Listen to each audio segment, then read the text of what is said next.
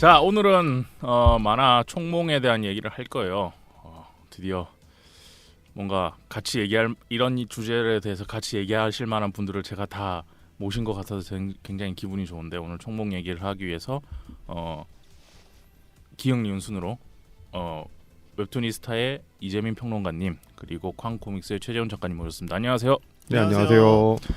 야, 저는 이렇게 지금 어떻게 일단 죄송합니다. 제가 조금 늦어서. 아니, 고양이 일은 챙겨야죠. 네, 고양이 샤워하고 나왔는데 고양이 갑자기 헤어볼을 했길래 천재지변이잖아요. 그거를 내가 조절할 수 있는 게 아니라 휴지를 넣었는데 변기가 막히는 바람에 2차에 걸친 공정 가든 끝에 그걸 뚫고 왔어요. 다행히 제 폐기물이 아니라서 더 쉽게 하고 왔는데 빨리빨리 하고 온다고 조금 늦었습니다. 일단 죄송하다는 말씀드리고, 집사로서의 당연한 책무죠. 네, 그걸 안 하고 나올 수는 없다. 그래서 그거를 하고 왔고, 자, 일단 오늘 얘기할 뭔가 떨리네요. 그러니까 떨리면서도 좋아. 두 분 다 얘기를 잘하시고 말도 많으신 분들이라 제가 그냥 화두만 딱 던져드리면 두 분이 아니 그게 아니고 이러면서 막 얘기할 것 같아서 그게 너무 좋고. 아니, 사실은 어쨌건 저는 이재명 평론가님 오늘 편 처음 보고 네. 성인수 작가님이랑도 물론 많이 친하지만 뭐 이렇게 이런 약간 본격적인 자리를 자주 가졌던 거 아니니까. 네, 근데 두 분은 그렇죠. 사실 호흡을 맞춰 왔었고 네. 그래서 막 상상이 되진 않아요 지금. 어떻게 될지 가늠이 안 돼. 전 상상이 돼요. 자, 먼저 근황부터 여쭤보죠. 이재민 평론가님 먼저. 뭐 저는 부천국제 만화축제 5일 동안 취재 갔다가 고생하셨어요. 그 다음에 이제 좀 일정이 별로 없을 줄 알았는데 휴가를 9월 중순에 추석 직전에 휴가를 냈거든요. 그때까지 일정이 꽉 차 있어가지고 그때까지는 계속 달리는 모드로 가고 있습니다. 고생 많으십니다. 그 와중에 나와주셔서 감사하고, 최재훈 작가님은 어디 멀리 갔다 오셨죠? 아니요, 그거가 이제 9월에. 9월에 가는 거고. 그 약간 덧붙여 홍보하자면 한국 벨기에 문화원 교류 네. 만화전이 있어가지고 거기에 마침 운 좋게 초청을 해주셔서 네. 그 머털도사 임꺽정의 이도 선생님이랑 그 기억의 촉감 김한주 작가님이랑 요즘에 가장 핫하신 그 13살의 여름인 이윤희 작가님 이렇게 해서. 몰랐는데 지난주에 제가 리뷰를 했는데 그분 유명한 분이시더라고요. 아우, 그게 유명하다는 말을도 안 어울려요. 그러니까 너무 그냥 만화를 잘하는. 그림을 너무 잘 그리는 거야. 그런데 일반 대중이 봤을 땐 그냥 간단한 그림체잖아요. 근데 이게 간단한 그림체가 아니라서 이걸 설명해주고 싶어서. 그림도 너무 잘 그리시고 무엇보다 만화를 너무 잘하세요. 맞아요. 네, 그런 측면에서 그분들이랑 함께 넷이서 이제 초대받게 돼가지고 벨기에를 가게 되는데, 그거는 이제 11일날 9월달에 이제 가고 아직 안 가고, 그 전에 이제 반대로 또 해놓고 가야 될 게 있으니까. 제정신이 아니죠. 많이 바쁘실 것 같습니다. 역시 그 와중에 나와주셔서 감사합니다. 자, 오늘은 총몽 얘기할 건데요. 제가 그냥 페이스북에, 요새는 이제 페이스북을 많이 줄였는데 안 하고 있는데, 페이스북에다가 나 팟캐스트 총몽 할 거다, 같이 할 사람 모여라 했더니 두 분께서 당연히 내가 나가겠다, 당연히 내가 해야죠 이러면서 나와주셔가지고. 그렇게 말하진 않았어요. 아니, 끼워주시면 감사하겠습니다. 손 들었잖아. 그래서 저는 무조건 하고 싶다고 했죠. 네, 그래서 저야 땡큐죠. 저 안 그랬으면 혼자서 이걸 2시간 어떻게 채우지 이랬을 텐데 두 분 나와주셔서 감사하고. 자, 오늘은 그래서 총몽 오리지널입니다. 오리지널에 좀 무게를 두고 얘기를 할 거고, 뭐 총몽 외전이나 라스트 오더 같은 경우에는 오늘 주제랑은 좀 비켜가 있어요. 왜냐하면 2부에서는 이제 영화 얘기를 좀 할 거라 그거에 중점을 맞춰서 총몽 오리지널 얘기를 좀 하겠습니다. 자, 이제 총몽에 대한 이제 기본 이야기 좀 해드릴게요. 1991년 슈에이사 간행물이죠. 비즈니스 점프에서 녹슨 천사라는 1편이 실리면서 연재가 시작됐습니다. 그래서 총몽은 1995년 10월호에 실린 자렘 정복 2편을 끝으로 연재가 종료된 작품입니다. 그 후에 오리지널 총몽이 작가가 출판사 간에 좀 정확히 얘기는 안 해요. 어떤 일이 있었는지 얘기는 안 하는데 뭔가 문제가 있었다고 해요. 그래서 본인이 굉장히 정신적으로나 육체적으로는 굉장히 힘든 상황을 겪었던지라, 그래서 원래 생각했던 스토리의 절반 정도 끝난 상태로 원래 오리지널 총몽을 끝냈다고 해요. 95년도에 비밀 유지 조항이 있어가지고 뭔가 있었겠죠. 그래서 두 분은 아시는지 모르겠지만 이게 있어요, 소문은. 그 얘기 조금 이따 아니 이거 얘기할 수 없어요. 그러니까 오프 더 레코드로 이거. 알겠습니다. 그래서 그게 아쉬웠던지 그외로 기시로 유키토는 그 이후에 총몽 외전, 뭐 총몽 라스트 오더 이런 것들을 또 따로 발표하긴 했습니다. 그러나 역시 가장 유명한 작품은 역작으로 평가받는 건 아무래도 오리지널 총몽 이야기겠죠. 이런 오리지널 총몽 스토리 잠시 얘기 드릴게요. 너무 길게 설명을 드릴 수 없는데 영화 얘기하는데 필요한 만큼만 설명드릴게요. 먼 미래에 자렘이라는 공중도시가 모든 것을 지배하는 세계관 속에서 지상에 남겨진 소수의 인류는 자렘이 토해내는 쓰레기 더미 주변에 모여서 도시를 만들고 근근히 삶을 이어나가고 있습니다. 그리고 이곳을 고철마을이라고 그냥 부르는데 이 고철마을에 사는 사이버네틱 의사, 여기서 사이버네틱이란 그러니까 간단히 얘기해서 인간인데 기계를 부품으로 몸을 사용하는 사람들이죠. 그런 사람들을 뭐 완전히 기계인 경우도 있는데 대부분은 그런 경우예요. 인간인데 뭐 팔이 없어서 팔을 기계로 이식해서 살고 있다든지 이런 사람 인물들을 고치는 의사 정도로 생각하시면 됩니다. 그런 의사를 사이버네틱 의사라고 하는데 이 사이버네틱 의사 이도는 자렘에서 떨어진 쓰레기 더미 속에서 한 사이보그 소녀를 발견하게 되고 그녀를 이렇게 되살리게 됩니다.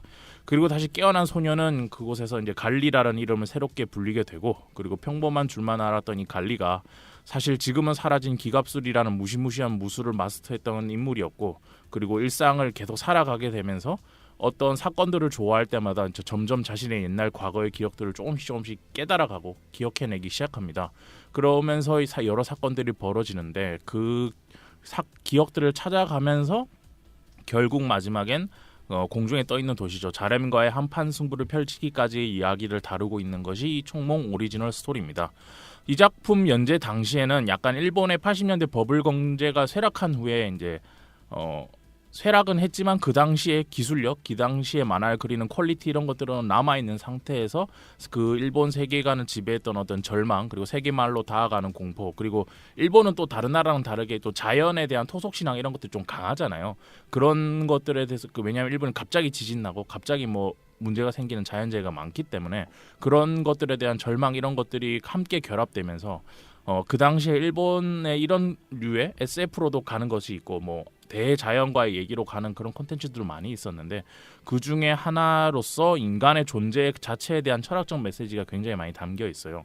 그래서 그런 것들이 다 그러니까 간단히 얘기하면 1980년대부터 이어져 왔던 퀄리티 높은 일본 만가의 비주얼은 남아 있고 그리고 그 시대에 있었던 그런 어두웠던 이야기들을 많이 잘 다루고 있는 작품으로서 그 이후에 나온 여러 SF 창작물에 큰 영향을 미치게 된 작품입니다.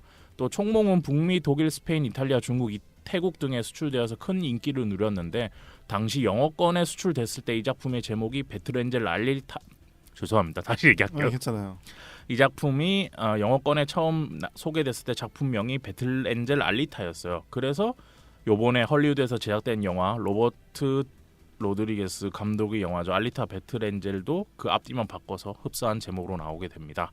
그리고 이 영화의 개봉에 맞춰서 인기도를 보고 나서 애니북스에서 이번에 총몽 오리지널을 새롭게 계약하고 5권의 완전판으로 2019년에 출간하게 되었고 이 일련의 과정들을 보고 나서 제가 총몽 얘기를 해야겠다라고 하고 여러분 이제 모시게 된 거죠. 길다 오늘 첫 얘기가. 저는 영화 보고 나서 이거를 좀 이제 얘기할 때가 됐다. 왜냐하면 사람들이 배틀엔젤 알리타 배틀엔젤을 보고 나서 이제 몰랐던 사람들도 총몽에 대해서 관심이 좀 있을 것 같고 그거에 영향을 받아서 반드시 살 사람이 전제되어야만 나온다는 애장판이 5권이나 이렇게 해서 나왔기 때문에 오늘 얘기를 좀 해볼까 하는데 먼저 이재민 평론가한테 먼저 물어보죠. 총몽 보셨죠? 네. 어떤가? 옛날에도 봤을 것 같고 요번에도 얘기하면서 한번 더 보셨을 것 같기도 하고 한데 아까 최재훈 작가님한테 말씀드렸는데 네. 저는 총몽을 그냥 알고만 있었어요. 그런 작품이 있대. 되게 유명한 작품이고 재밌대. 근데 네 스타일은 아닐 것 같아. 라는 말을 진짜 많이 들었거든요. 네. 그럴 수 있을 것 같아요. 그러니까 슬램덩크, 막 드래곤볼 이런 작품은 안 보면 욕먹는 작품이고 에반게리온 같은 것도 그걸 안 봤어? 약간 이런 작품이라면 총몽은 호불호가 갈리는 편이지라는 말들 되게 많이 하셨어요. 네, 맞아요. 그래서 안 보고 있다가 이번에 애장판이 나오길래 그걸 다 샀거든요. 사서 한번 쭉 정주행을 했죠. 보고 나서 왜 나한테 네 스타일 아닐 것 같다고 얘기했는지도 알겠고 왜 재밌다고 했는지도 알겠고 되게 재밌는데? 라는 저와 그리고 이건 좀 이라고 생각하는 제가 싸우고 있어요 안에서. 그럴 수 있죠. 네. 내 스타일이 아닌 건 왜 어떤 측면에서? 제가 약간 고어하고 잔인한 거 못 보거든요. 근데 막 촉수 뽑고 막 척추 뽑아서 막 줄넘기 하고 막 이러잖아요. 그렇죠. 근데 저랑 흑백이라서 네. 정반대네요. 저는 고어한 걸 좋아했어요. 최준 작가님은 어떠세요, 총몽? 저는 총몽이 사실 여러 가지 추억이 있고 중요한 작품인데, 그러니까 해적판일 때도 봤었고, 그리고 정식으로 나왔을 때도 봤었고 그리고 이번에 새로 나왔어도 봤고 애니메이션도 보고 영화도 보고 다 했던 건데 제가 생각하던 어떤 세계랑 되게 닮아 있는 게 있어요. SF기도 하고 처절하고 그리고 이제 어쨌건 정체성에 관한 기본적으로 주제가 그런 작품이잖아요. 그런 측면에서 그거를 되게 잘 버무려 가지고 그리고 이따가도 약간 덧붙일 수 있으면 덧붙이고 싶은 게 이게 제가 그 만화 관련된 공부를 하다가 했던 여러 작품 중에 그 한 작품이에요. 이게 되게 만화 미학적으로 좀 뛰어난 게 있어요. 그래서 이게 상업 만화인 경우는 단조로운 경우가 있는데 저는 사실 이게 뭐 논란이 될 수 있지만 원피스가 좀 그렇다고 생각해요.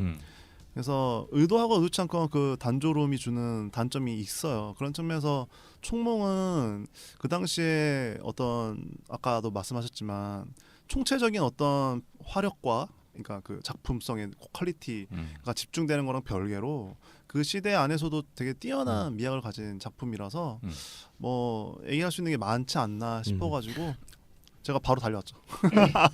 잘하셨고요. 그 총몽 그 작가 인터뷰 보니까 본인도 뭐 메비우스라든지 뭐 갑자기 이름 생각 아키라 감독 오토모 가치로라든지 이런 맞아요. 분한테 영향 많이 받았다고 얘기를 하더라고요. 네. 그 괴로 봤을 때 최재임 작가님도 좋아할 것 같은데 네. 이런 생각이 좀 들었어요. 실제로 그 이제 예전 그 일본 평론집이나 혹은 그런 뭐 이렇게 그 망가 야화 이런 거 이렇게 저도 일본 잘 모르잖아요. 넘기다가 보면은 이 그 총몽 안에 있는 컷들 그리고 작품 같은 것 중에서 아키라나 메비우스의 어떤 한 만화의 한 장면이랑 거의 똑같은 것도 있어요. 아예. 예, 보고 있으면 뭐야 이거 너무 대놓고 다녔는데 이런 것까지 있을 정도로. 근데 본인이 뭐 좋아하고 그 영향 받는다. 네, 근데 예전에는 그런 게 사실은 엄청 드러나던 시대도 아니었고, 약간 오마주나 그 표절의 어떤 경계도 더 모호했던 때니까. 근데 그런 측면에서 사실은 다 알고 있었겠죠. 예. 저는 만화책을 처음에 못 봤어요. 그래서 뭐부터 봤냐면 그 투니버스에서 그 당시에 저번에 이윤희 작가님 편 얘기할 때 잠깐 얘기했었는데 그 당시에 유행하던 한국 대중가요랑 일본 애니메이션 한 5분 정도를 추각해서 그거를 뮤직비디오 형식으로 편집하면서 보여준 게 있었어요. 그래요? 근데 거기에 뭐 저번 주에 이윤희 작가님이 얘기할 때는 그 터보의 회상이란 노래 그 지브리 애니메이션 바다가 들린다. 지브리 맞나요? 하여튼 거기 거를 해서 편집한 게 있었는데 총몽도 있었어요. 근데 거기서 처음 보고 와 그림 진짜 잘 그린다. 근데 그게 첫 기억이고 두 번째 기억은 딱 TV를 틀었는데 총몽을 하고 있는데 첫 장면이 뭐였냐면 그 여자가 자렘에 올라가기 위해서 다 해부된 채로 그 통에 들어가 있잖아요. 그 장면을 처음 봤어요. 첫 장면이 애니메이션. 첫 장면이 스포일러였네요.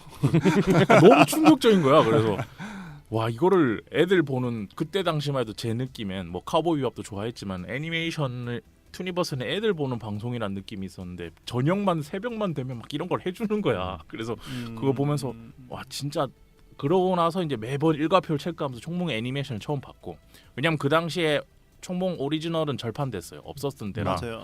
그래서 그러고 있다가 제가 그 당시에도 부산 사람인데 부산에는 영광도서라고 엄청 유명한 책방이 그 서점이 있는데 거기에 거의 매주 출입했거든요. 매주 책을 새로 나온 만화책. 근데 어느 날 총몽이 있는 거야.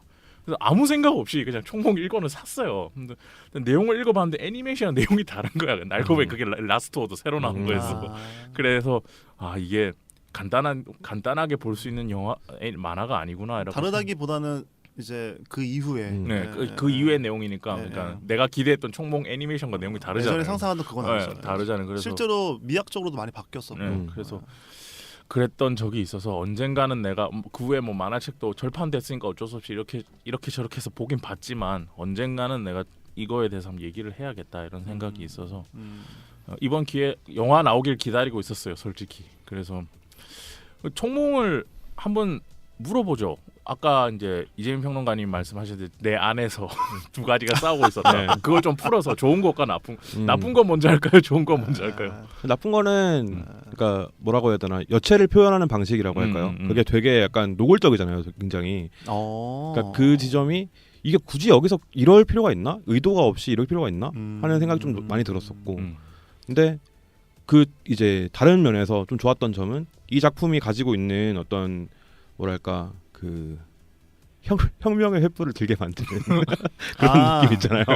뭔지 알겠다. 네. 그 계급 사회적인 걸 다루는 그 주제. 네. 그게 약간 이게 만들어졌던 당시를 생각해 보면 거의 후기 자본주의의 거의 끝에 와 있다고 사람들이 얘기를 했던 일본에서 만들어진 거니까 그때 당시에 일본에는 어떤 자본이 곧 계급을 나누는 어떤 하나의 어떤 뭐랄까요 요소로 작용을 했을 거고 그렇죠. 일본은 근데 심지어 그게 세습되는 사회잖아요. 네. 지금 뭐 정치인들 다 보면 네. 굉장히 강력하죠. 네, 그 엄청 강력하게 유지가 되고 있는 그런 사회니까 그걸 얘기하고 싶었던 것 같다라는 생각도 많이 들었었고 그리고 그러면서 동시에 이 당시에 이제 그 왜 여성 캐릭터를 주인공으로 내세웠을까를 생각해 보면 당시에 일본 만화에서 여성 주인공인 만화가 진짜 많아요. 이게 이후까지 조금 더 나와요. 그러니까 세일러문 정도까지 하도 여성 주인공들이 많이 나오니까 그거야 반대해서 야 나는 남성 주인공 할 거야 해서 나온 게 에반게리온이잖아요. 그러니까 그런 것처럼 여성 주인공인 게 이유가 딱히 모르겠다. 상품성? 네, 그러니까 네. 딱 그거 외에는 모르겠다라는 생각이 들어서 그건 좀 아쉬웠지만 당시 시대 배경이나 이런 걸 생각해 보면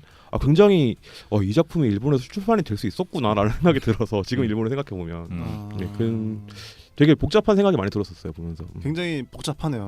네. 실제로. 근데 되게 재밌는 관점인 것 같아요. 저는 전혀 생각하지 못했던 요소라. 그럼 어떤 요소로 바라보셨어요? 우선은 개인적으로는 이게 논란일 수도 있는데 우선 저는 여체가 막 신경 쓰이진 않았어요. 이게 이제 저는 시간이 흐르고 다시 보니까 이게 결과적으로 어쨌건 핵심 플롯은 기억을 잃은 여자 주인공인 갈리가 자신이 뭔지를 찾아가는 이야기잖아요. 그렇죠? 거기에 이제 계급적인 요소도 있고 뭐 이렇게 격투나 여러 가지 이제 서브 라인이 있는데, 근데 그런 측면에서 그 오히려 어떤 면에서 저는 여자 주인공인 게 되게 적절하다고 느꼈어요. 반대로. 네. 왜냐면은 이것조차 어떤 면에서는 구지대적인 태도이긴 한데 뭔가 좀 더 이해하고 받아들이고 그리고 자신이 지금 비어져 있는 상태잖아요.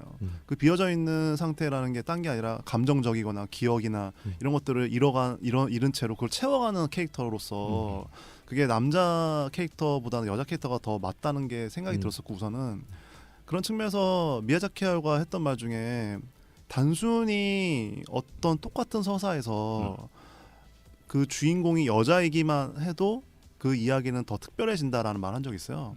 실제로도 여자 주인공인 경우가 많잖아요. 그래서 미야자키 하야오의 이야기는 그렇죠. 그래서 영웅서사 안에서 보통은 그게 남자인데 그게 여자로 교체되기만 해도 재밌는 게 있거든요. 그것도 사실 우리가 할 수 있는 행위 많지만 그런 측면에서 그런 요소들을 방금 전에 했던 주제적 요소들을 그 서사 안에 있는 소재들에 잘 너무 녹아들었다고 생각해서 저는 그걸 중심으로 보면서 계급적인 것도 있었고, 근데 이제 제가 관점이 재밌었다고 느낀 거는 이제 어떤 그 일본의 어떤 사회와 일본의 역사랑 이렇게 연결지어서 얘기하는 게 되게 재밌었네요.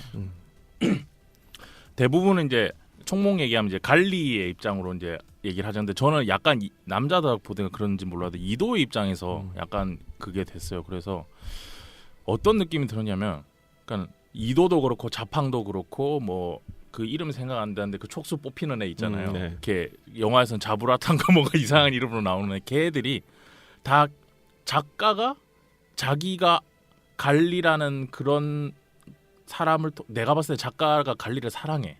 그래서 자기가 이 갈리를 사랑했을 때 할 수 있는 행동들을 나눠놨다는 생각이 들었어요.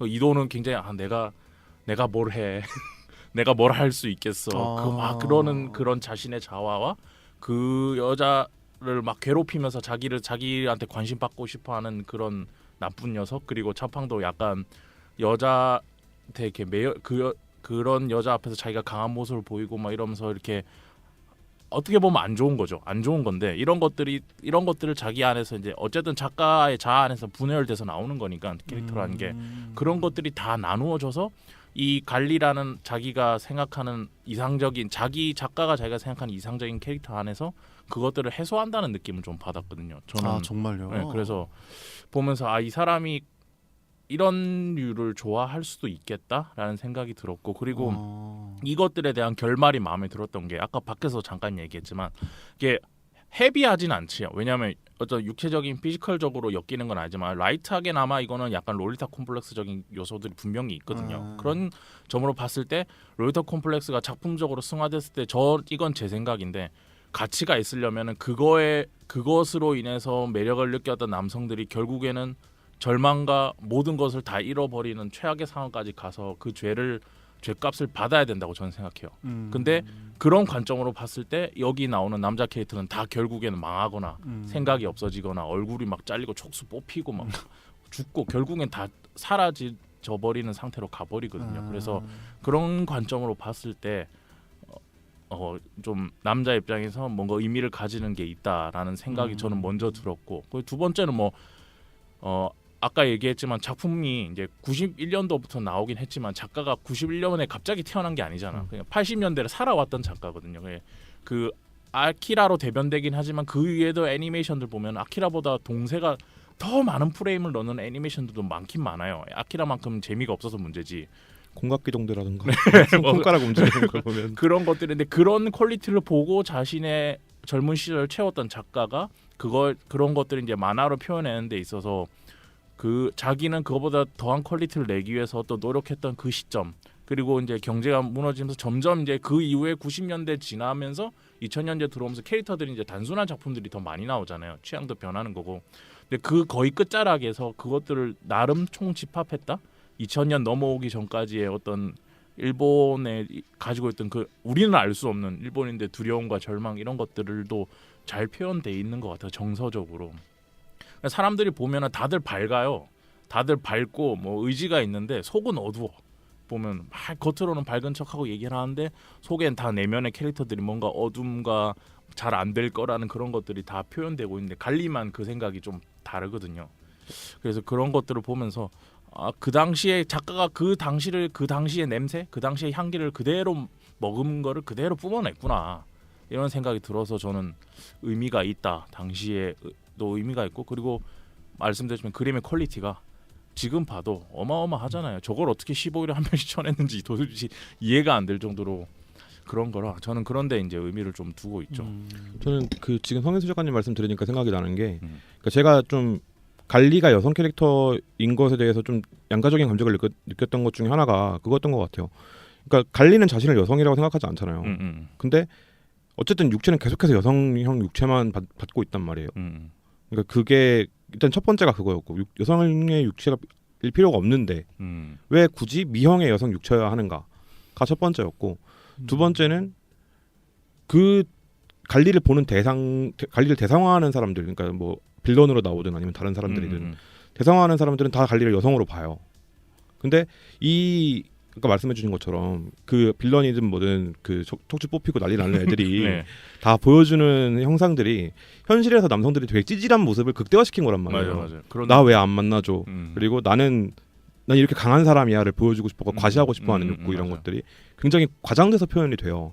근데 이게 어떤 보기에 불쾌하지 않고 그런 것 중에 하나는 걔네들이 어쨌든 징벌을 받는다는 거고, 그리고 그 징벌의 주체가 갈리라는 거가 오히려 아까 최재원 작가님이 말씀해 주신 것처럼 여성이 주인공임으로써 특별해지는 이야기가 될 수 있는 가능성을 하나 열어줬다고 생각을 하고, 그 다음에는 이 캐릭터들이 보여주는 각각의 찌질함 있잖아요. 이걸 사실 남자든 여자든 다 가지고 있어요. 근데 그걸 표출할 수 있는 자유가 누구에게 있느냐. 이게 되게 중요한 건데, 그 캐릭터들이 표현되는 방식은 다 남성이란 말이에요. 그것도 좀 의미하는 바가 있다라는 생각이 드네요. 지금 얘기 듣고 나니까. 작가가 남성이라서 그럴 수밖에 없지 않나라는 생각도 있고, 근데 셀러문 보면 반대의 경우도 있잖아요. 하나의 남성을 그렇지. 놓고 여자들이 어떻게 찌질해줄 수 있는가를 표현하잖아요. 그렇지. 그런 것처럼 뭐 근데 그런 작품이 이것저것 있을 때마다 우린 느끼면 되는 거니까 결론적으로 다 아까 좋은 말씀해 주셨는데 징벌을 받는다.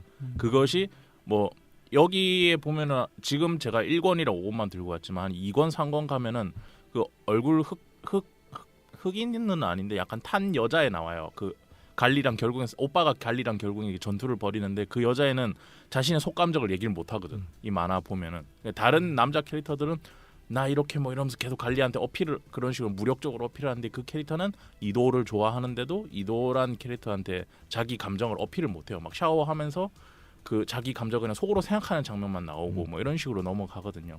그런 점에서 봤을 때 이렇게 답답함을 느낄 수는 충분히 있을 것 같다라고 저는 생각합니다. 최준 작가 이거 봤을 때 아까 이제 만화 연출적으로나 뭐 아니 그거 전에 네. 지금 하던 얘기에 저도 좀 덧붙여야 될 것 같아가지고 약간 좀 달라요 저는 의견이. 그래서 어떤 점이 다르냐면은 아까도 좀 비슷했지만 그 작가의 어떤 무의식적인 요소에서 그걸 찾을 수는 있을 것 같아요. 그러니까 두 분이 얘기하신 것처럼 원래 어쨌건 요즘 뭐 젠더 이슈도 그렇지만 남자이기 때문에 그리고 여자이기 때문에 갖는 어떤 한계가 있어서 그거를 인지하지 못한 채 왜냐하면 사회라는 거는 의도하고 의도치 않건 그런 것이 그러니까 남자는 남자로 잘해야 되고 여자는 여자로 잘하게 된단 말이에요.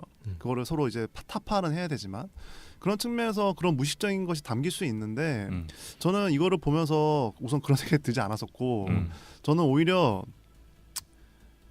예를 들면 이런 거죠. 이 주인공이 만약 남자다, 소년이다.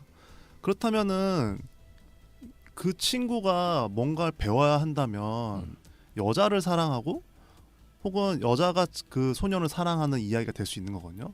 물론 남자가 남자를 사랑하고 남자가 남자를 싸울 수도 있는 거지만 그러니까 어떤 얘기냐면은 그렇게 되면 또 그게 과연 그러면 이 작가 그러면 그건 여자 작가가 하게 되는 건가? 그건 물어볼 수 있는 요소는 있어요. 그런 측면에서 다시 돌아와서 저는 어떤 걸 느꼈었냐면은 아까도 얘기했지만 이 친구가 사실은 어떤 여체의 몸을 가지고 있지만 어쨌든 결과적으로는 격투가잖아요. 그리고 또 하나는 전 반대로 그 어떤 그 여체적인 요소를 전혀 신경 쓰지 못한 게 이따가도 사실 얘기하려고 했던 거긴 한데 이거는 결국에는 갈리가 자기를 찾아가는 이야기예요. SF의 기본적인 클리셰이긴 한데 어떤 얘기냐면은 기본적으로 뇌만 살아있는 상태잖아요. 네. 딱 주웠을 때. 그리고 나머지는 결국에는 그 이도가 만들어준 어떤 계속 이렇게 뭐랄까 짜집기한 몸체들 혹은 나중에 광전사의 몸체 등 계속 그 몸이 바뀌어요. 파괴되고 만들어지고 파괴되고 만들어져요. 마카코한테 파괴되고 자팡한테 파괴되고 막 심지어 자팡이랑은 융합됐다가 독을 마시면서 이렇게 해체되잖아요. 아까 걔를 마카쿠였구나. 예. 근데 그 말이 그러니까 결과적으로 어떤 얘기를 하고자 하자면은 실제로 얼마나 그러니까 이 관점 그러니까 이 여체를 그리는 관점을 보면 알 수 있는데 은밀하지 않아요. 제가 볼 땐.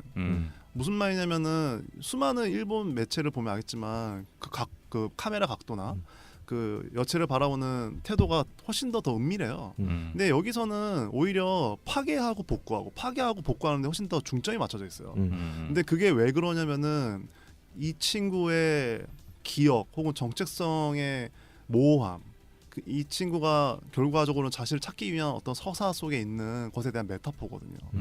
그런 면에서 그거를 반대로 즐길 틈을 안 줘요 작가는.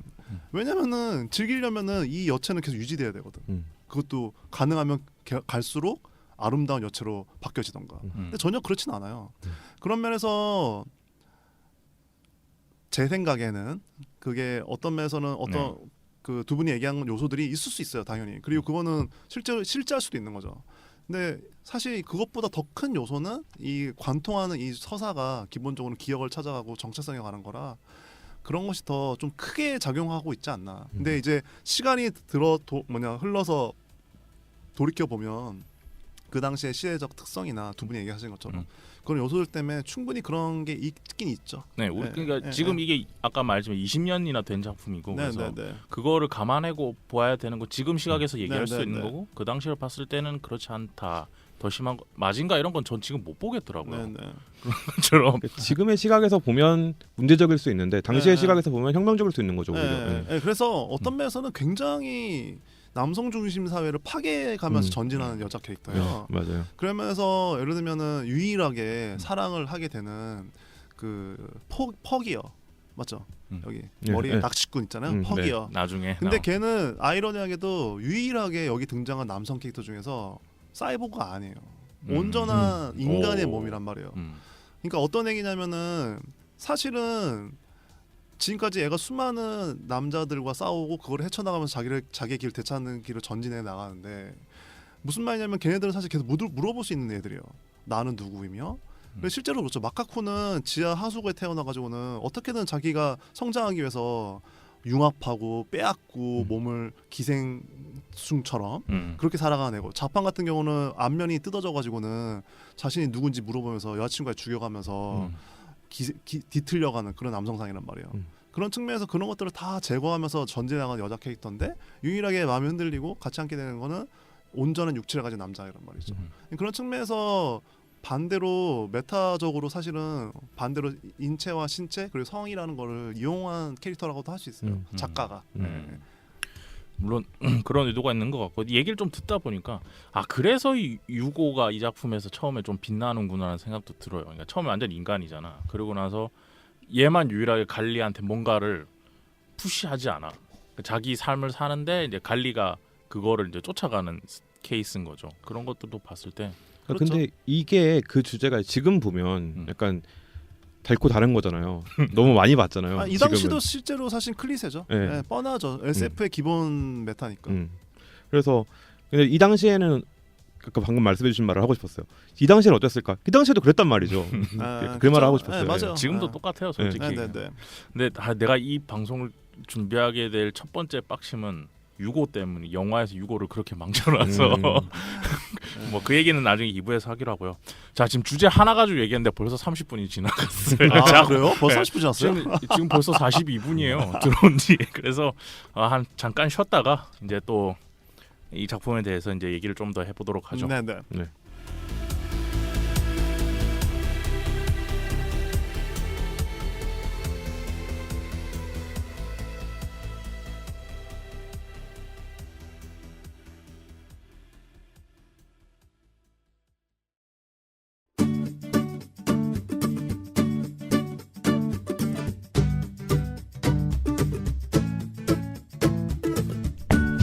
여러분께서는 지금 진지한 만화 이야기 성인수의 만화 클래식을 듣고 계십니다. 저는 진행자 성인수입니다.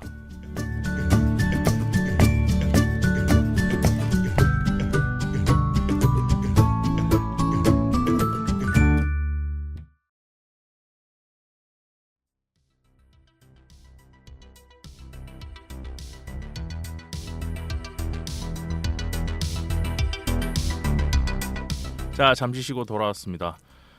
자, 오늘은 총몽이란 작품을 두고 웹툰이스타의 푸른봄 이재민 평론가님과 쾅코믹스의 최재훈 작가님 모시고 얘기를 나누고 있습니다.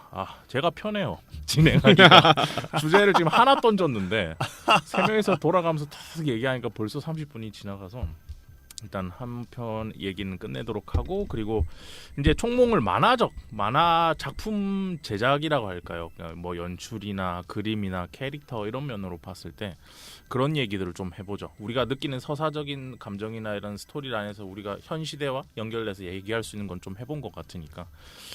뭐 누구 먼저 하실래요? 이재민 평론가님 먼저 하실래요?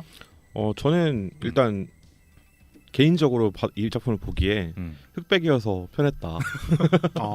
만약 컬러였으면 굉장히 저는 좀 보다가 이게 힘들어서 놓고 그랬을 것 같아요. 그 퀄리티에 맞춰 컬러가 들어가면 너무 잔인해서. 네. 그랬을 것 같아요. 하긴 또 고어한 거 보기 힘들어지니까. 네. 약간 그랬을 것 같아요. 와, 되게 재밌는 관점.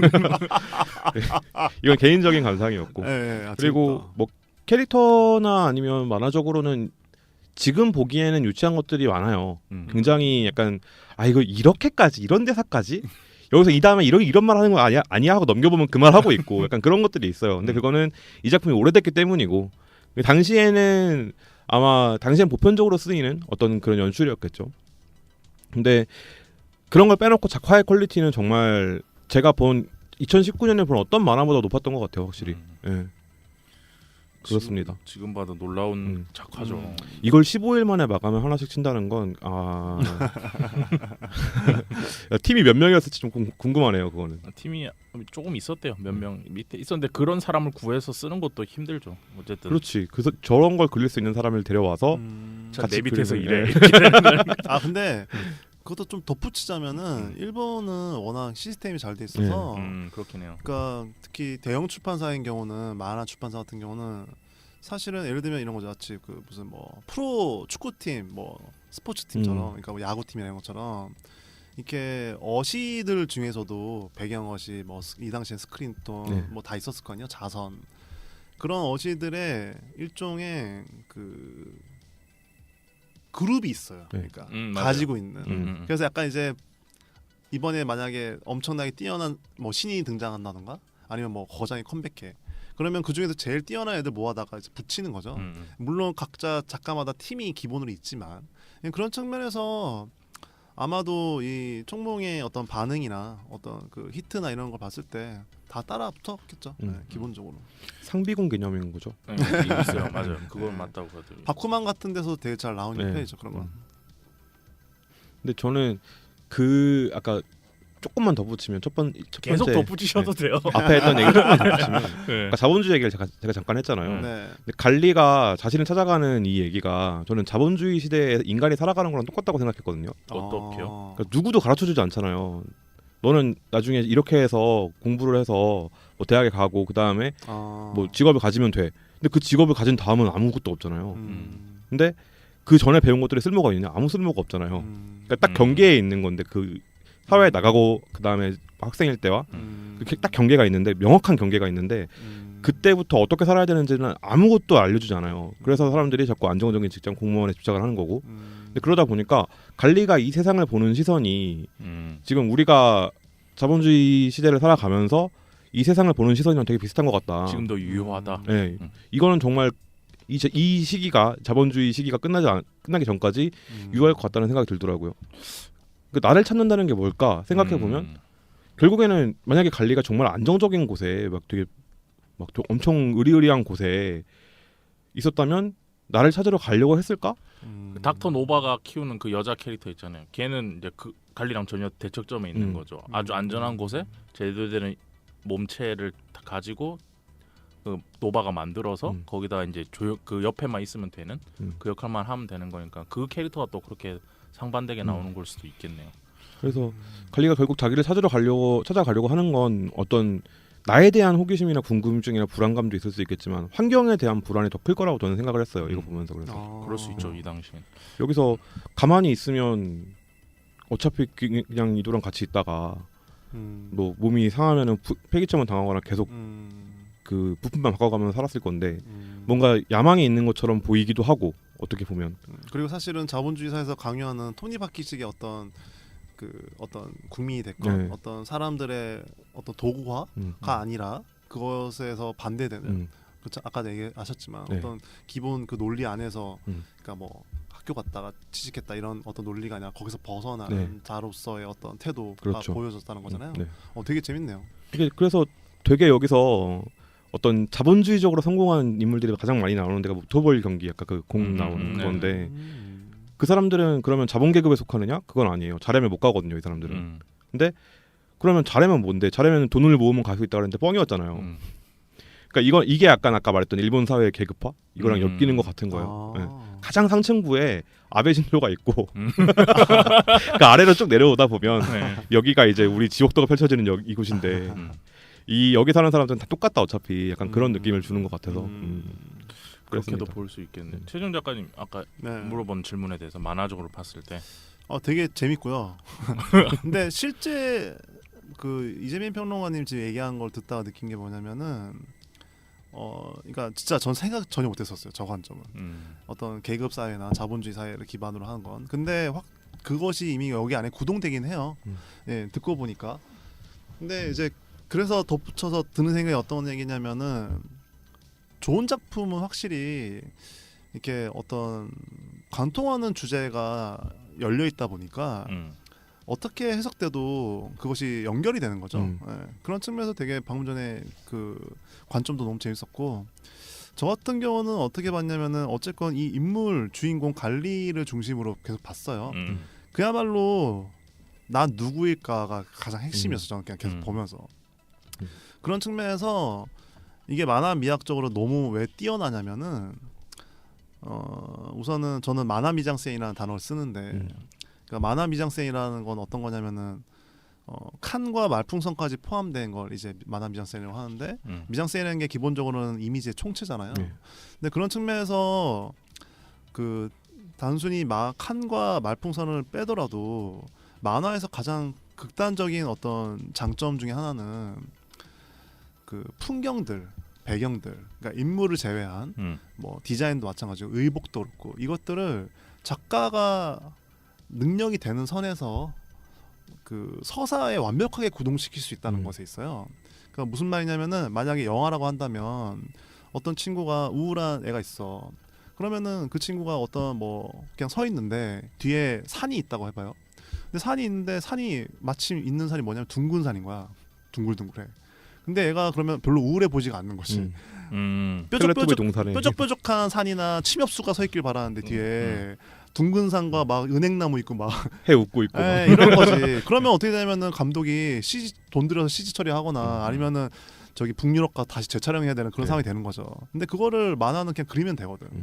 그런 측면에서 이 작가가 아마 어쩌면 순서는 전 알 수 없죠. 이 작가가 아니니까.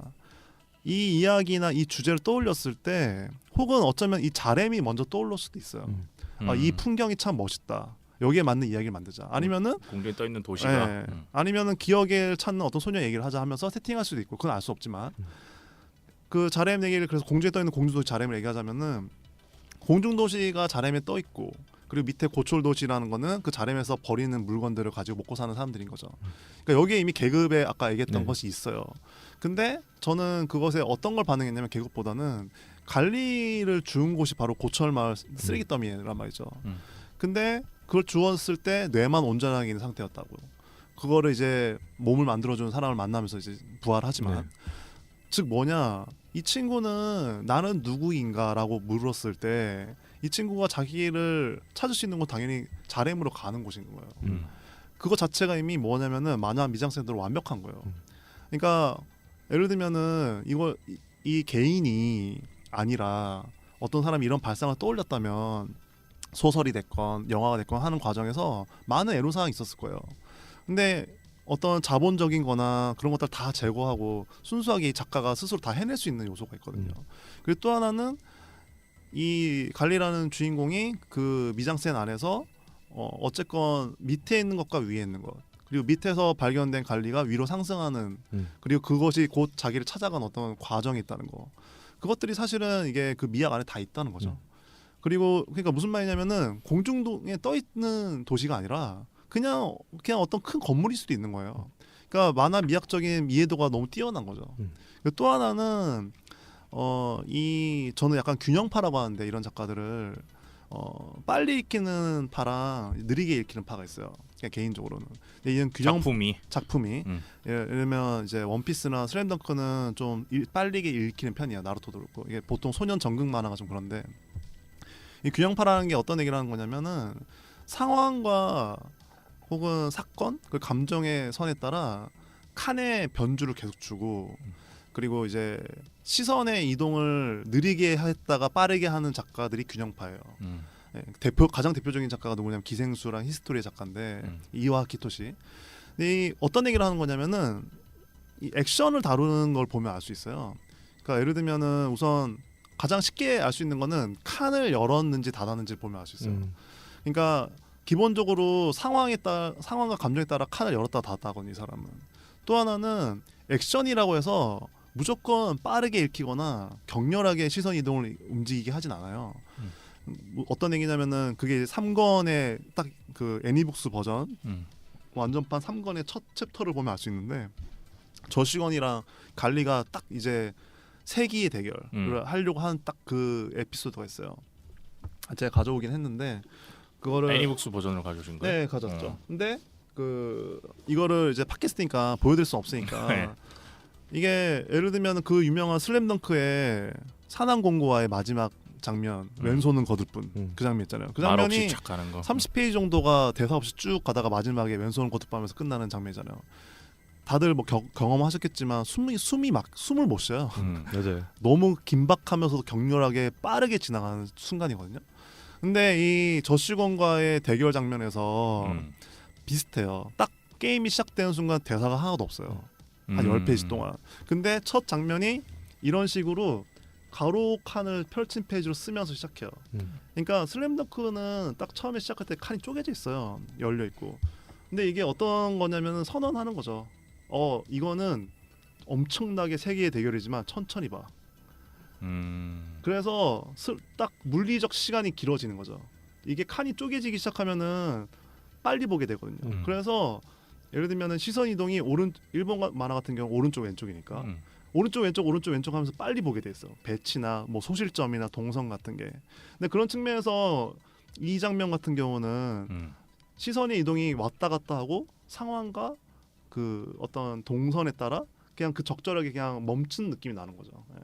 어떤 얘기인지 이해하시겠죠? 네네. 예, 그런 면에서 이런 거를 계속 문법적으로 어떤 작가들은 세팅을 해놔서 상황에 관계없이 계속 그거를 써놔요. 그러니까 한 5개를 안 누르면 5개를 이렇게 변주를 하는 거죠. 근데 균형파라고 하는 제가 말하는 그런 작가들은 상황과 어떤 그 감정선에 따라 계속 새로운 거 거기에 더 맞는 작법을 쓰려고 하는 거죠. 그런 측면에서 정말 놀라운 작품이죠. 그리고 마지막만 덧붙이자면 죄송해요. 아니요 왜요 말씀하세요. 마지막만 덧붙이자면은 제가 아까도 얘기했지만은 이거는 기억에 관한 거고 자신을 찾아가는 이야기잖아요.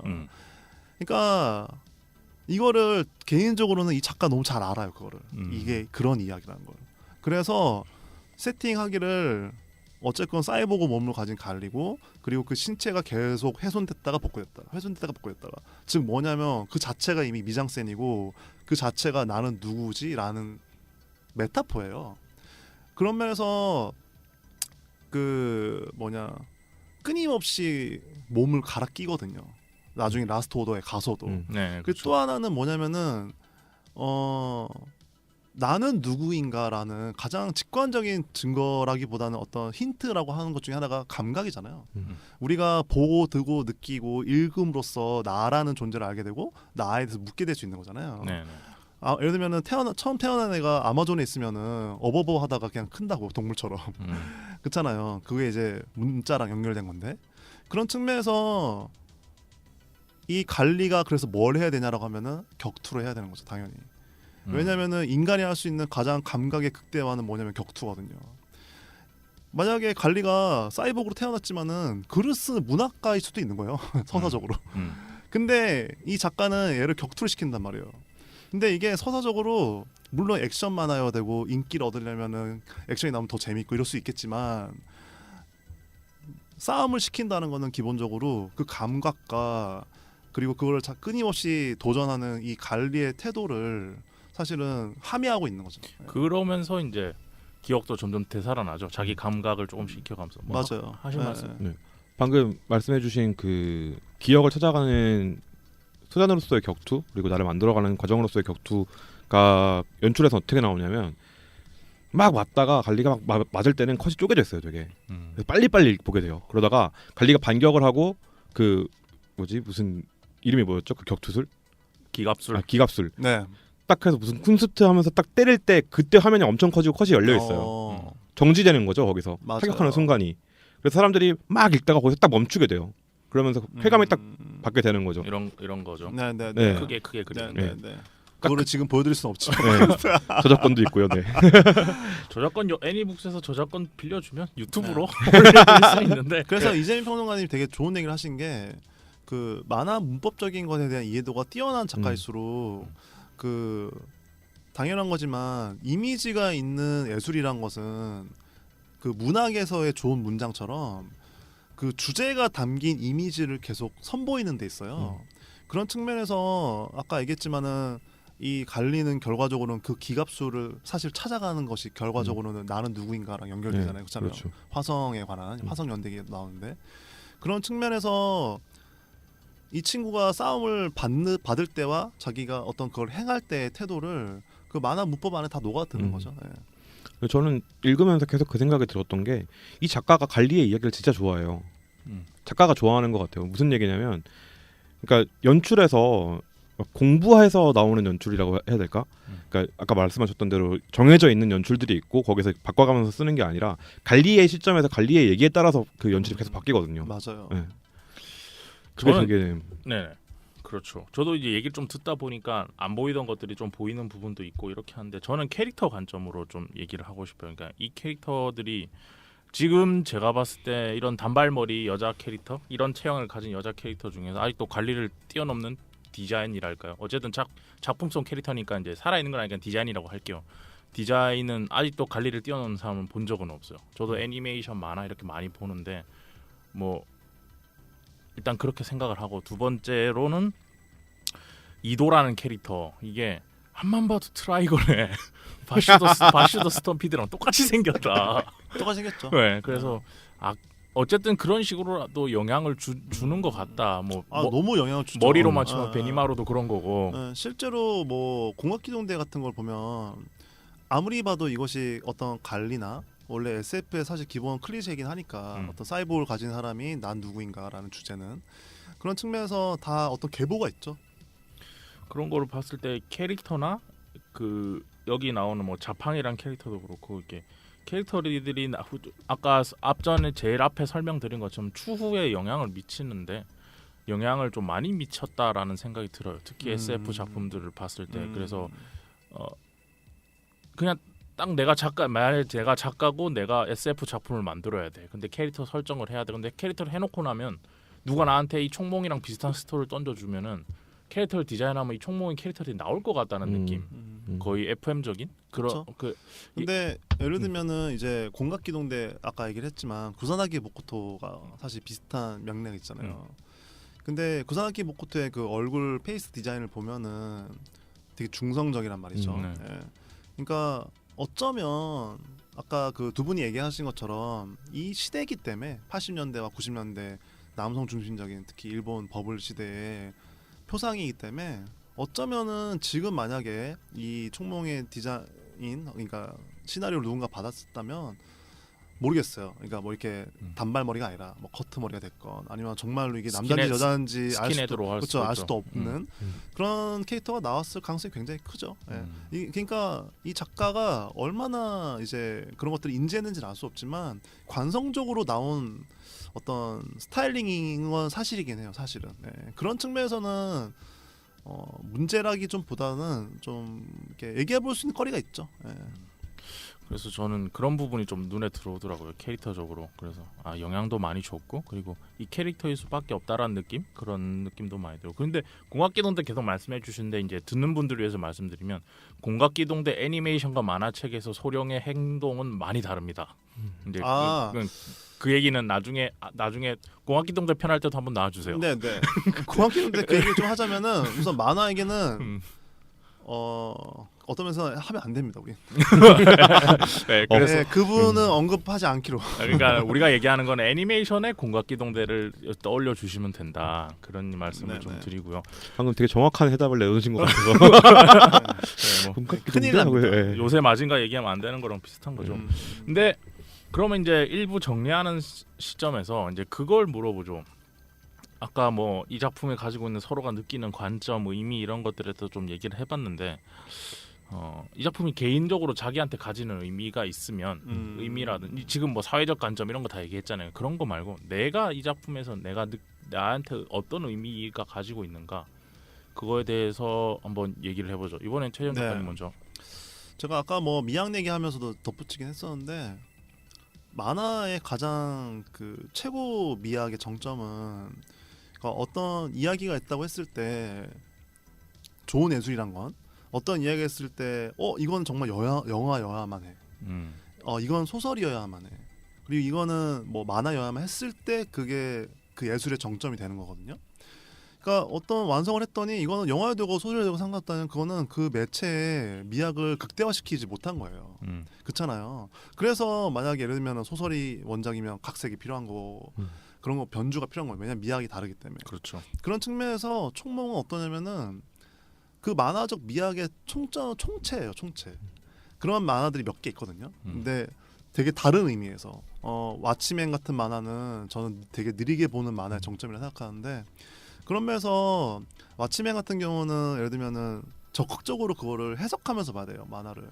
근데 총몽같이 일본같이 이렇게 서사가 중심인 만화 안에서는 미장센이나 어떤 함의한 상징들, 메타포들이 서사 안에 얼마나 잘 녹아내느냐가 핵심이거든요. 그런 측면에서 총몽은 개인이 할 수 있는 어떤 만화 미학의 정수를 되게 잘 보여주는.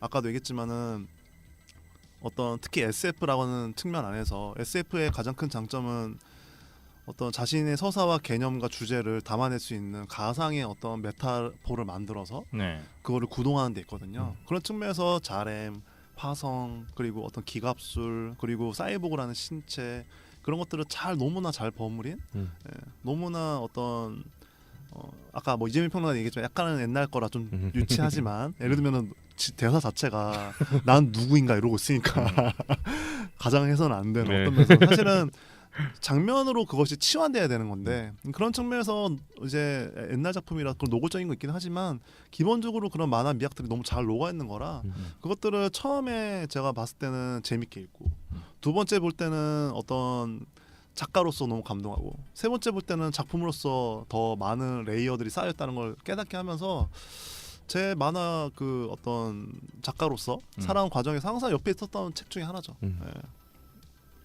저도 보면서 계속 그 생각을 했어요. 아 이게 그러니까 저는 어쨌든 전문 분야가 웹툰이니까 되게 그림에서는 얕은 작품들을 많이 보잖아요. 그러니까 그림이 깊게 들어가지 않고 딱 화면 안에서 끝나버리는 작품들을 많이 보게 되는데 그러다가 이걸 봤을 때 아니 이거는 도대체 어떻게 읽으라고 만든 거지라는 생각이 처음에 들었어요. 몇 장 보고 나서 볼 게 왜 이렇게 많아 이 생각이 들거든요. 정보도 많고 네. 컷마다. 네. 그러니까 시각 정보라는 측면에서 봤을 때 이 페이지만 하나가 가지고 있는 시각 정보들이 웹툰이랑은 다르잖아요. 그렇죠. 너무 다르죠. 네. 근데 그 중에서도 총몽은 거의 손에 꼽을 만큼 안에 숨겨놓은 것들도 많고 가지고 있는 것들도 많고 기본적으로 되게 읽을 거리가 풍부한 만화였어요.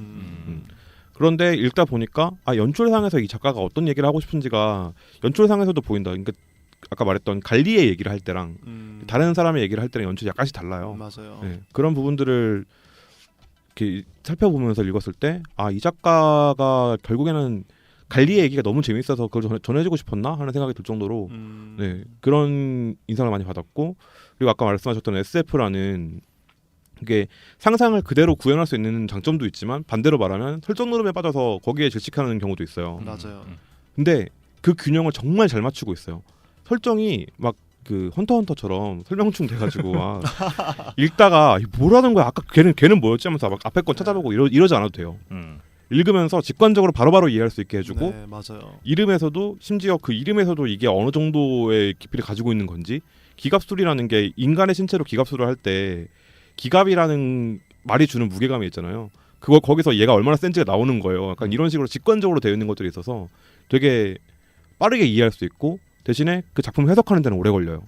이걸 너무 그러니까 게임으로 치자면 플레이하긴 쉬운데 마스터하기는 어려운 거예요. 그런 것처럼 되게 읽는 재미도 있으면서 되게 좋은 표현이네요. 그래서 읽을수록 다시 볼수록 재밌는 네. 만화죠. 그런 만화라는 게 되게 저한테는 좀 오래 잘한 소비? 그렇구나. 저는 그러니까는 이번에 이 작품을 이렇게 책으로 애니북스에서 좋게 잘 해주셨는데 이렇게 내기 전에 관점과 그리고 이걸 이번에 준비하면서 쫙 다 보고 영화도 보고 이러면서 느꼈던 관점이 이제 두 가지가 있는데 이 애니메이션과 만화를 처음 발견했을 때는 10대였단 말이죠. 그리고 제가 지금 30대 중반인데 이 긴 타임라인을 살아오면서 살다가 어느 순간 총몽의 이미지가 나올 때가 있어요. 그러니까 어느 뭐 소개를 하기 위해서 총몽의 한 컷이 나온다. 예를 들어서 영화가 이번에 그 타이타닉 감독이었던 사람이 제임스 카메론 영화하고 로드리게스도 간단한 감독이 아니거든요. 그런 사람들이 감독을 한다, 제작이 들어간다 이랬을 때 연예 정보 섹션이나 이런 데서 갑자기 총몽 그 첫 장면 있잖아요. 날개 달고 있는 고철 느낌 그 1권에 나오죠. 요 네네. 여러분들한테 보여드려야 되는 네네. 어디 있지? 하여튼 있어요. 그 장면이 갑자기 나오다는데 이럴 때 그때마다 저도 모르게 이러면서 기분이 좋아지는 그거 저걸 드디어 만든다고 막 길 가다가 뭐 일본에 갔을 때도 일본 그 엄청 큰 토이마트가 있는데 3층짜리 정확한 이름 뭐 오모테산테 거리 그 근처에서 본 것 같아요. 근데 거기 갔더니 있는 거야 피규어가. 근데 제가 제일 좋아하는 만화 루팡 3세인데 그것보다 이거 봤을 때가 더 반갑더라고요. 그래서 뭐 같이 간 교수님한테 카드 빌려달라고 교수님한테 카드 빌려달라고 교수님이 막 진정하라 이거 집에 들고 가면 다 버린다면서 내가 해봤는데 다 버리게 되더라 하면서 막 이럴 정도로 처음 본 순간부터 지금까지 완벽하게 정독한 적은 한 번도 없었지만 애니메이션 다 봤지만 항상 머릿속에 있고 항상 좋은 이미지 항상 내가 뭐 만화를 하게 되면 했을 때 좋은 이미지 이런 것들로 남아 있었어요. 저한테는 기분 좋은 만화로 이렇게 남아 있었고 그리고 이번에 쭉 그런 의미에서 이번에 이렇게 한번 영화도 나오고 영화 얘기는 입에서 할 얘기가 참 많지만 영화도 나오고 이렇게 만화책도 새롭게 우리가 이번 세대들이 볼 수 있게 나왔다는 점에서 저는 굉장히 기분이 좋고 또 한 가지는 이 사람이 뭐 84년도에 고3이었으니까 고등학교 3학년 때 84년도에 기계라는 작품으로 제15회 쇼와쿠간 신인 코믹 대상에 입선을 했대요. 그렇게 하면서 데뷔를 했는데 이 작품이 91년도에 나왔거든요. 그럼 이 사람이 27, 26, 8 이때쯤부터 이 작품을 시작을 해서 95년도에 끝났으니까 30대 초반에 이 작품이 끝났어요. 지금 나보다 어릴 때야. 네. 근데 이걸 다 알고 만들었다는 거잖아. 네. 아우 짜증나. 씨. 67년생이니까 그쯤 되겠네요. 네, 그러니까 네, 네. 이거를 이미 만들기 시작했을 때 만약에 우리가 지금 얘기했던 것들을 이 작가가 의도한 부분도 있고 의도하지 않은 부분도 있었을 텐데 이것들 만약에 다 의도했다는 전제하에 이 작품을 만들었다면 막 같은 작가로서 너무 샘나고. 근데 그 의도했냐 안 했냐를 또 얘기 좀 해보자면은 의도를 했죠. 왜 그러냐면은 했다고 저도 생각해요. 예, 그게 왜 그러냐면은 이 작가가 이건 이런 의미고 이렇게 이런 거야, 이런 메타포가 있어까지 아니더라도 사실은 본능적인 감각 안에서 그걸 했더라도 사실은 그 사람의 영역 안에 있는 거예요. 그렇죠. 예. 제로의 영역이 있는 그쵸. 거죠. 그러니까 한마디로 굵직한 어떤 최소한의 관통하는 메타포들을 설정해 놓으면은 나머지는 그 안에서 다 구동되는 게 있거든요. 맞아요. 그런 측면에서 너무 훌륭한 작품인 거죠. 너무 욕하면 안 돼. 너무 뛰어나잖아. 네, 네. 나보다 어린 이거 만들기 시작한 게 나보다 어린데. 그러니까 그림만 잘 그린 것도 아니야. 스토리상으로도 이렇게 그 구현해놨어. 연출도 봤을 때 아까 달린 것. 닫힌 연출, 열린 연출 이런 걸 설명 들었을 때 갈리가 싸우는 장면, 뭐 아까 3편에 나왔던 그 레이싱 하면서 전투하는 장면 이런 것들 봤을 때 너무 잘 만들었잖아. 그래서 역시 재능을 따라갈 수는 없나 이런 생각도 좀 들고. 근데 이 작가가 이제, 다른 작품에서 성공했느냐 이만큼 아니란 말이죠. 근데 뭐 예를 들어서 진짜 천재들이라고 할 만한 그 드래곤볼의 작가 누구죠? 도리야마 아키라라든가 데츠카 오사무라든지 아니면 그 슬램덩크의 작가 이노우에 다케이코라든가 네. 이런 사람들은 히트작이 여러 개잖아요. 네. 그것도 메가 히트작이. 맞아요. 근데 이 사람은 이거밖에 없단 말이죠. 그러면 그래서 저는 그 생각이 들었던 거예요. 이 사람이 갈리의 이야기를 만들고 그게 너무 좋았구나. 그 생각이 들었어요. 갈리를 내가 그 생각이 들었어. 그러니까 어쩌면은 이 키시토 유키토의 삶을 우리는 모르니까 그렇죠. 어쩌면은 사실은 이 작가의 어떤 유년기나 혹은 삶의 맥락에서 이 갈리라는 캐릭터에 반응했던 어떤 역사가 있을 수 있죠. 그렇죠. 네, 그런 것도 어쩌면은 찾아보면 재밌을 수 있겠네요.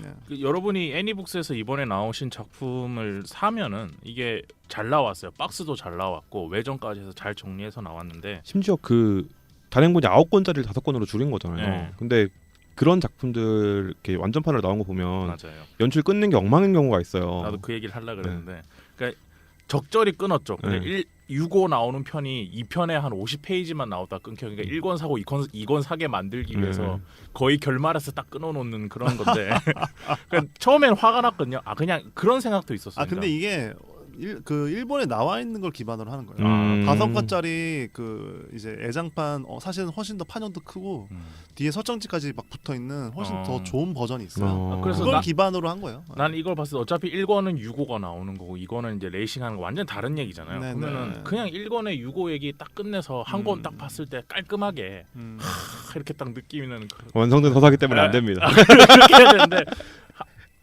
너무 안 잘랐다고 하기도 그렇고 잘랐다고 해도 그런 딱 한 50페이지 이권에 더 보게 만들고 이야기 시작되게 딱 잘라놓은 거야. 그래서 상업적이긴 한데 일본 판형이 있구나. 네, 기본적으로 그 일본에 있는 만화 출판사들은 그 태도가 좋다고도 할 수 있고 안 좋게 얘기하면 뭐 너무 상업적이라고 할 수도 있는데 어떠한 경우건 책을 새로 낼 때 디자인도 바뀌고 그리고 뭐 편집 순서나 이런 게 다 훨씬 더 좋게 얘기하면 저는 좋다고 생각하는데 계속 소장하게 해요. 맞아요. 네, 그런 측면에서 저는 되게 좋은 거라 생각해요. 그렇죠.